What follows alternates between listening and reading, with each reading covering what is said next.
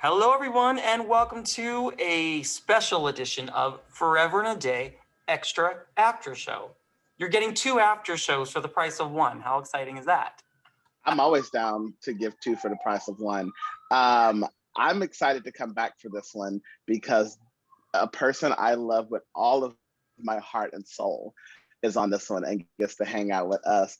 My best, closest friend, Lauren B. Martin. Baby, how are you?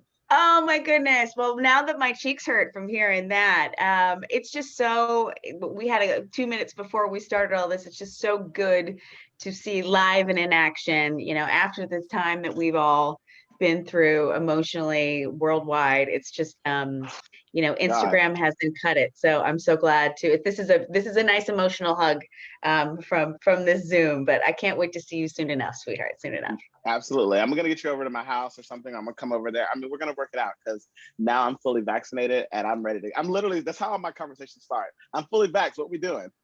I know. Isn't it? I mean, and I hope for everybody. I'm seeing my family for the first time since the Christmas before last, Oh wow, yeah. because last March I was getting ready to go home, and Hmm. I had been through two Z packs, didn't know what I had, was all kinds of terrible fevers. Obviously, had COVID, and have not seen my folks since the Christmas before last. So I'm heading home on Tuesday, and I can't even. And I think about it for two seconds, I start to cry. But I feel very blessed, and I hope everyone is continuing to take care and get their vaccinations for sure. Aw, this Yeah. is actually really funny because the last show that we just did, it was actually the cast member was my friend. Now, this is your friend, Dorell, who you've worked with personally. So this is like, it's a little bit of a switch. So, Lauren, Yeah. first off, welcome to the show. Thank you so much for coming on. And I want to know a little bit more about you. Where is home for you, and how did you get into acting?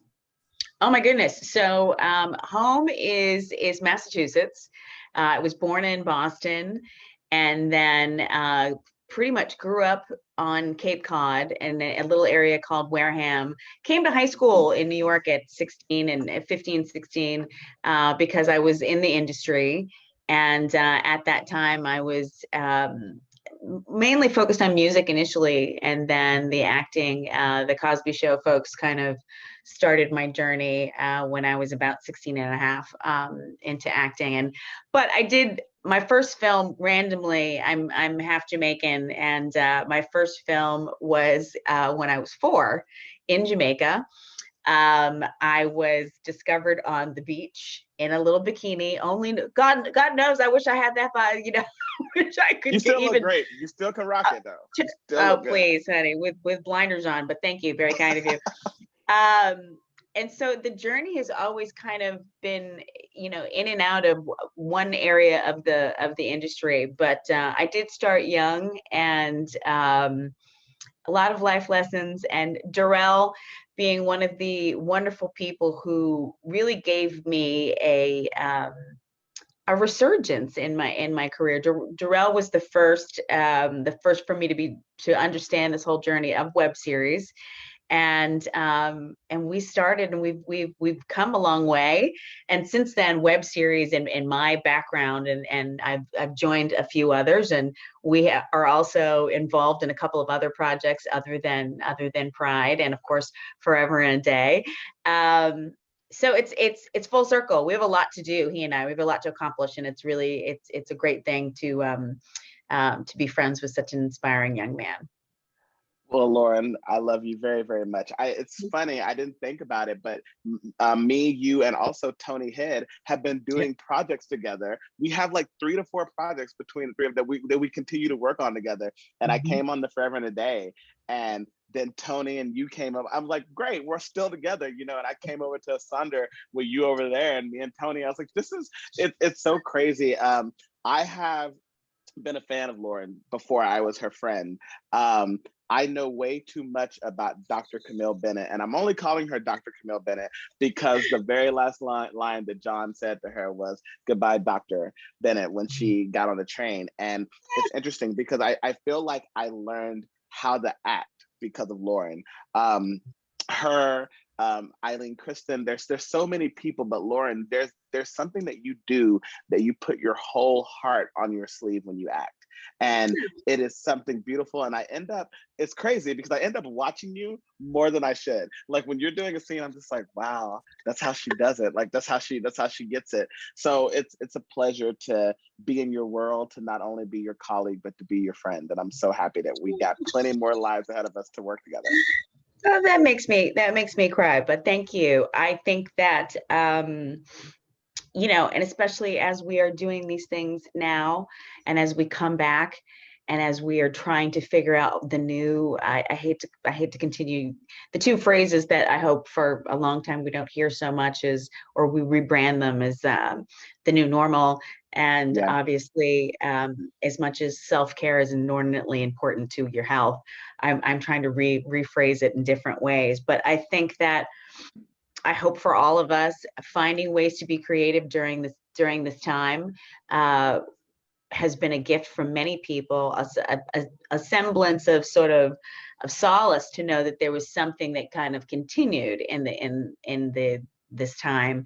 And as people are coming back together and finding new ways to be creative, I'm looking forward to see what manifests. And thank you. You know what? Anytime I feel really lucky, anytime I get to use the gift that I believe was my God-given gift. So, you know, we try to feel special in anything we do, whether it's how you get dressed or how you put your shoes on. And when you get to be on a platform where you feel you get to use what makes you different, I always feel really lucky. So thank you for that compliment, and thank you for and I watch you too. So before we jump into Forever Today and how you got involved with that, I just want to take a little bit of time. So as I stated, I started watching you on As the World Turns. You know, soaps are a huge part of a lot of us growing up. So talk to the fans about what it felt to play Dr. Bennett back in the day, and what you feel how the world of soaps has transformed now with only 4 of them left.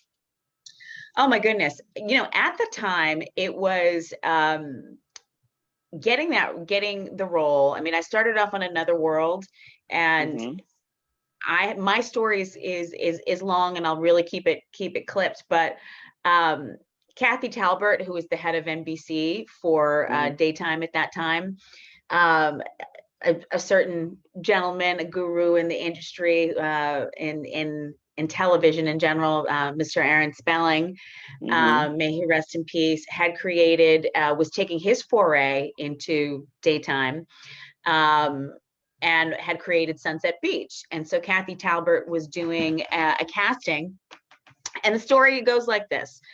I was living in Miami, and I was married at the time, and I had a manager back in the day. And as we know, in South Florida, it rains pretty much every day for a couple of minutes a day. When it rains, it's like torrential.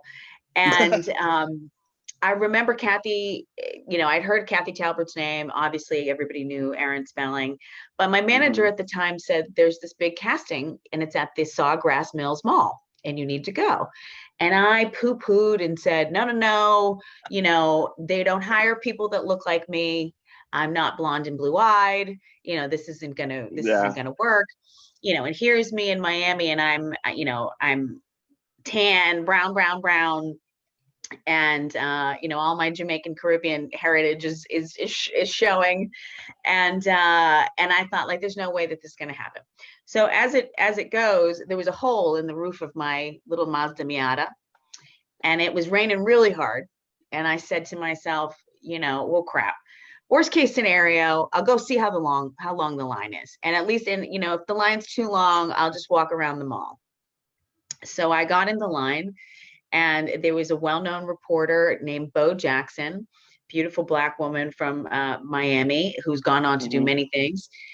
And of course, she sees me in the line in the sea of blonde and blue-eyed women. Right. And she goes, and she stops and says, well, hey. And now in an earpiece, a very well-known Miami casting director is in her ear and says, oh no, she can act. I've read her. So unbeknownst to me, Kathy Talbert and, you know, this very well-known casting director are watching everything on a feed in a little room. They pluck me from the line They give me the script. Channel 6 News asks me whether or not they wouldn't mind if they filmed my audition live after having 5 minutes to read the script. And I Wow. remember just going like, swallowing hard and going, if not now, when? Like, how you just have to Right. just take that moment. And so they filmed me and put it on the 6 o'clock news. Talk about pressure. My hands get sweaty thinking about it now. And Kathy Talbert said, give me every photograph you have. And of course, I've got my modeling portfolio. I was this skinny and, big hair back then. I gave her everything. And she said, listen, you're going to hear from me. And I said, okay. And I remember knees knocking, walked around the mall, thought to myself, this is never going to happen. Fine. Right. And so she said to me, I think that there's something else for you to do. I don't think Sunset Beach is for you. I have something else in mind. You'll hear from me. I went, got myself an iced coffee, phoned my husband at the time, and was like, I just went through the craziest thing, and went home, told my manager, and just never, didn't think about it. Weeks later, I get a phone call from my ex-husband, and he says, there's a message on the answer machine. This is the time when I'm dating myself, but we had the answer machines that played out. Right. Yeah. So he said, there's a message for you. You need to listen to it. And I pedaled my little bike home like the Wicked Witch in the West, trying to get my ass home quick enough to hear this message. And I remember Kathy Talbert's voice, and she says, I didn't forget about you, and I need you to get on a plane and come to New York. And I have some people I want you to meet. And I did that, and I had no agent. And my manager at the time found the most well-known soap agent in New York, and her name was Honey Rader.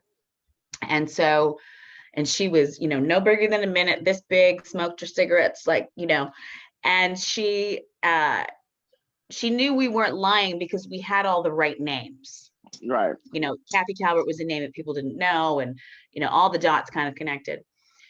Long and short, I got an agent that day, drove out to Brooklyn. They put me in a room with the writers of Another World, who are a little befuddled, I think, because they were kind of like, who's this chick and why do we have to write for her? And that's how my journey started. So, wow. and in my lifetime, I have a couple of stories where, I always say to people, you don't get discovered at the soda fountain anymore.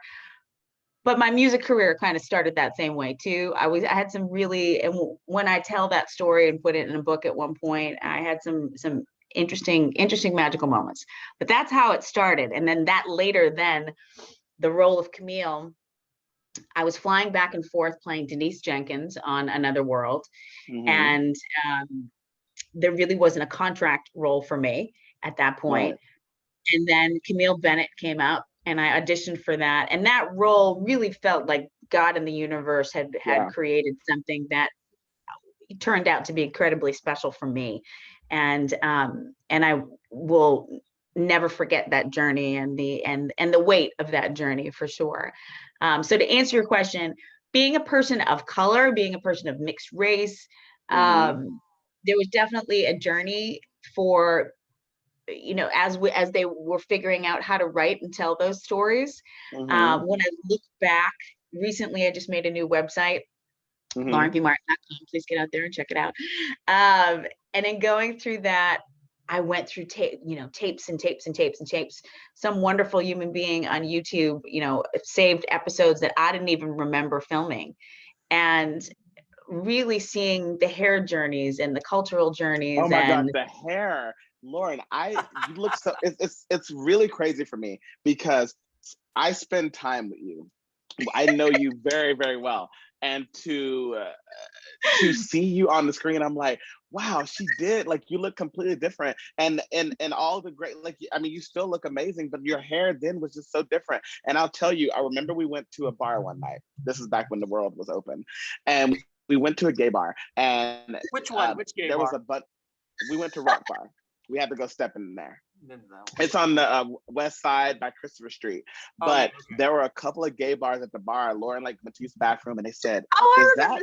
Yeah, they were like, "Is that wasn't she on As the World Turns? And I was just like, she was. I said, she my friend. And they were like, holy shit. And they were just blown away because you're such a down to earth person. And listen, there's horror stories about the soap world, and you're not one of those stories. And it's so empowering. And I still am campaigning. Lauren has to be on another soap, which, I mean, you're on Forever and a Day, but we got to get you back on network television. By the way, Lauren, I have to say, we know that Candace and Casey, they are such huge soap fans, and they will take from little tropes of different soaps. So, oh my God, that rhymed. And one of the things that she took, probably Candace is my guess. The Bennetts, my character, Jonah Bennett. Yes. Get this last name from Camille Bennett, probably is my thinking here. Yeah. But we have to know, I want to know, how did you get involved with Forever and a Day? And also, what do you think of Dominique? Because she's such a devious boss. Well, first of all, I got involved with Forever and a Day really from Dorell, because I heard he was doing this project, and I said, I have a voiceover is another big thing of my background, and as a singer, I do a lot of that. And I was like, yeah, I can do this, sure. See if they have something. I just wanted to. I wanted to meet new people and kind of be energized and quite frankly, I ride his coattails. Like, take me to that party, I want to go. So that was really sweet to they were very, very, very, very sweet, almost too sweet to the point where they're like, are you sure you want to, do you want to do this? And I said, I can record this in my living room. This is no problem. This is no, I want to be part of this generation. And I think that that's wonderful. Yeah. And so that's how that started. To backtrack for a second, while I have it in my mind, Dorell said something about horror stories, and I think it's really important to anybody who's listening and anybody who's out there, how you treat people and the stories that you tell about other actors. I've had some people take stuff and twist things in a way that do not represent me. I've heard other people do that. You don't mess with someone's career, someone's livelihood. And if your ego is disproportionate to really what's going on, work that out. That's you. That's not, don't placate that. I've had some bad experiences with actors and actresses that I dealt with it one-on-one. Yeah. Because you don't hurt someone's livelihood, you don't hurt someone's career. And I think that that's something that, with social media and this business, you say one disparaging thing about a person, you never know who's listening. So I always tell the young kids, like, take that, excuse my language, but take that shit to the street, take it off the set. Yeah. And come back and handle your business. There are plenty of people that I had to kiss that I couldn't stand. Let's be clear. Okay. So going back to, I hear that, sis. Karma that I have. Dominique. Karma is a Dominique. They will get you like Dominique. Exactly. So Dominique, the thing that is really fun and something that is just so innate to the soap world, when I think of the legends, like when I think of Elizabeth Hubbard, who plays Lucinda Walsh, when I think of the even Erica Kane, who is as kind as she is, could do some devious things. When I think of, of course, Dominique Devereaux, when I think of Alexis Carrington, when I think of all of those people, the fascinating things about soaps is that somehow these people can redeem themselves. In any other world, everyone is like, you're dead to me, dead. And we will always find a way in soaps and in the fantasy of things to kind of root for this character. We want to know, what happened to this broken child? How was this broken little girl get to be this grown up and feel sorry for or justify the reason? I think it's a blast to. I love words. I'm a writer myself, and I love to, and everybody knows I good, better, and different. I as a comedian, I ad lib all the time, but I think it is really fun to see a woman of power who is a take no prisoners attitude, and although her father gave her magazine and what have you, she worked for her money. and she wants her money. And the crazy aspect. Oh, we always say that on the after show. We say she kind of has a pimp mentality of where is my money? Where's the money? Yeah, I know that's right. And I think it's interesting. I'll say this really. I'll say this too. I think that at as a woman of a certain age, there kind of comes to this point where life in the industry does these things. I went through something recently, which I'll correlate where, I'm always happy to work. I'm always happy to be working. I'm always happy to do the things that I do. But do not forget I'm an OG. Do not forget my story. Do not forget I've been doing this a long time. And there's a fine line between humility and ego. And I think that is, how we live. I think with Dominique, she's scrapped, she's scrappy. She's elegant and refined, but she's not afraid to get scrappy. And I think that she's got that same thing, like, I paid my dues, where's my money? So, but she's crazy. I don't know how they're going to bring this character around. But I think so. Listen, like you were saying, Lauren, like this is a complete soap trope of having characters that do such bad things. Like, for instance, you had Todd Manning on One Life to Live who raped someone. You had Luke Spencer who raped someone. You have Ava Jerome who shot someone. You have characters who do. I mean, Stefano DiMera outlasted everybody, Oh my God, until he unfortunately passed away. So I think that characters like this can definitely be redeemed, but what you're so good at is getting to the heart of it, like why. And I think that's important for all of you out there listening. That's the steps an actor takes, right? At least a real actor. They say like, all right, I don't mind playing bad, but why am I playing bad? And how did I get to this point? Because you don't want to go on with the impression that people were just born bad. You just hit the nail on the head. I can't, and we have also worked with some people in tandem, Dorell, you and I, where I need to know backstory. And so I've also been an acting teacher and love to teach when I get the chance to.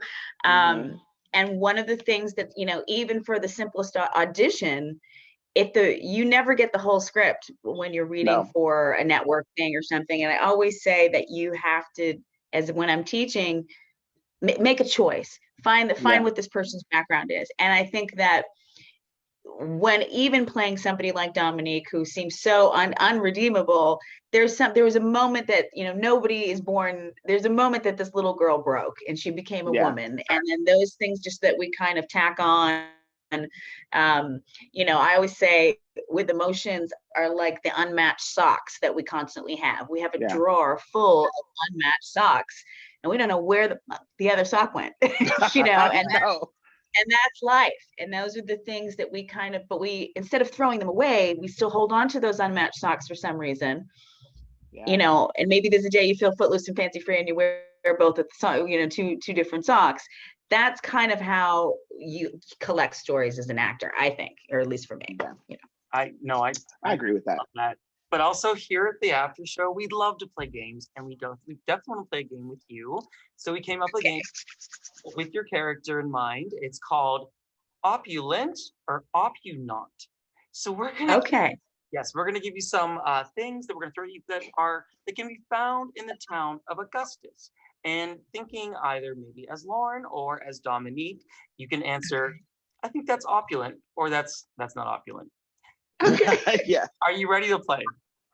I will always play, sign me up. I will always play. I'm just trying to think of hopefully I'll know the answers to these things. So anyway, go ahead. These are all your right. There's no right or wrong answer. This is all from you. Okay, cool. So here's opulent or opulent.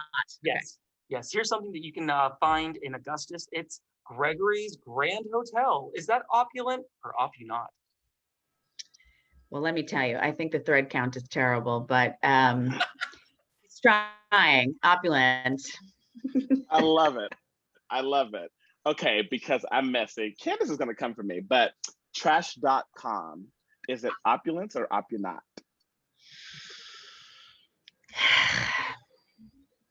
Opulent. Yes! I knew that's really great news. All right, Matthew, what you got for us? The competitor of trash.com is the magnifier. Is it opulent or opulent?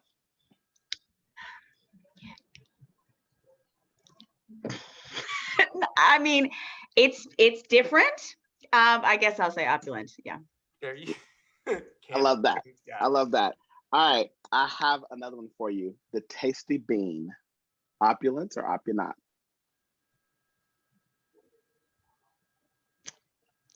I mean, it's like basic. That's basic.